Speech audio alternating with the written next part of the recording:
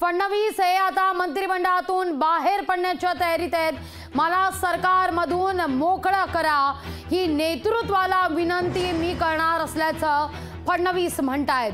आपल्या भाजपच्या या राज्यातल्या कामगिरीवर जबाबदारी स्वीकारत फडणवीसांनी आपल्याला या सरकारमधून या जबाबदारीतून मुक्त करावं असं वक्तव्य केलेलं आहे आणि तशी विनंती आपण शिरस्त वरिष्ठांना पक्षाच्या करणार असल्याचं देखील फडणवीस म्हणतायत। मंत्रिमंडळातून बाहेर पडण्याची इच्छा फडणवीसांनी व्यक्त केलेली आहे। फडणवीसांच्या या वक्तव्यावर मात्र मुख्यमंत्र्यांनी मौन धारण करणं पसंत केलेलं आहे। जबाबदारीतून मुक्त करा, विधानसभेकरता काम करायचंय, मित्र पक्षांमधल्या समन्वयाच्या काही उणीवा आहेत त्या दूर करायच्या आहेत असं फडणवीस म्हणतायत। पाहूया आपण।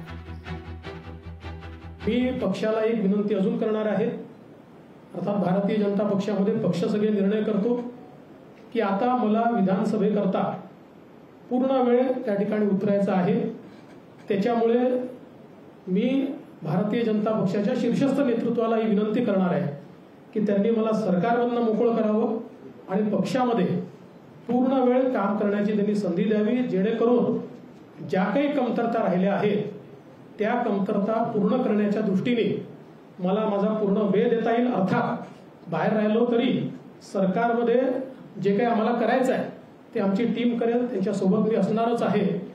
या संदर्भात लवकरच पक्षाच्या वरिष्ठांना मी भेटणार आहे आणि मग त्यांच्या सल्ल्याने ते जे सांगतील त्यानुसार पुढची कारवाई मी करेन। फडणवीसांच्या या वक्तव्यानंतर मात्र समर्थकांचं काय म्हणणं आहे पाहूया। कुठली चर्चा कोर ग्रुपमध्ये झालेली नाही। त्यांनी त्यांच्या व्यक्तिगत भावना व्यक्त केलेल्या आहेत। त्यांनी ते सेंट्रल लीडरशिपकडे कळवतील, परंतु कोर ग्रुपमध्ये याच्यामध्ये कुठली चर्चा झालेली नाही आणि कोर ग्रुपच्या सर्व सदस्यांचं मत आहे की त्यांनी महाराष्ट्रामध्ये उपमुख्यमंत्री राहूनच त्यांचं काम पक्षाचं आणि उपमुख्यमंत्री दोन्ही जबाबदाऱ्या पाहून त्यांनी आगामी काळात काम केलं पाहिजे अशी विनंती आम्ही सर्वांनी त्यांना केलेली आहे। आम्ही सर्व कोर ग्रुपचे सदस्य जे या ठिकाणी आहोत, सरकारच्या बाहेर त्यांनी येऊन कुठल्याही पद्धतीने काम करण्याची गरज नाही या मानसिकतेचे आहोत। सरकारमध्ये काम करूनही संघटनेला चार्ज देता येतं आणि आमची संघटना पुन्हा ताकदीने उभी होऊ शकतं अशी सर्वांचीच मानसिकता आहे आणि त्यामुळे नंतरही आम्ही त्यांना विनंती केली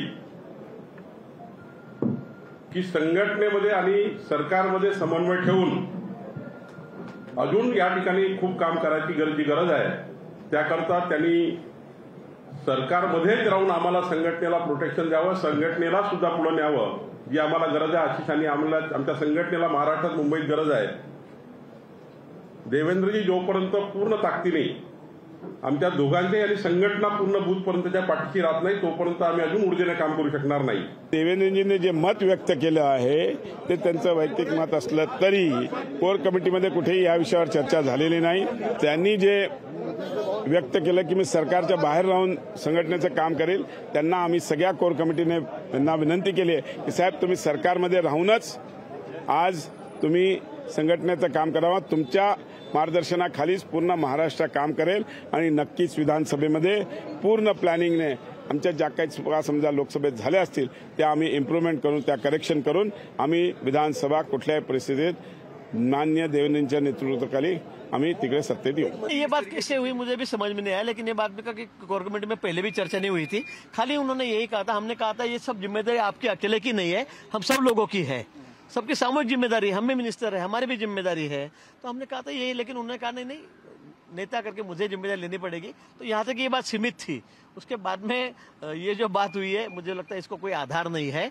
देवेंद्र जी सरकार में भी रहेंगे और संगठन में भी रहेंगे। मी मुंबईचे सर्व कार्यकर्त्यातर्फे माननीय देवेंद्रजींना निवेदन करू इच्छितो की हा एक सामूहिक जिम्मेदारी होती। आपण चांगली रीतीने आम्हाला सर्वांचं नेतृत्व केला आणि अजून आपल्या नेतृत्वाशिवाय आमच्याकडे पुढे जाण्याचा काय मार्ग नाही।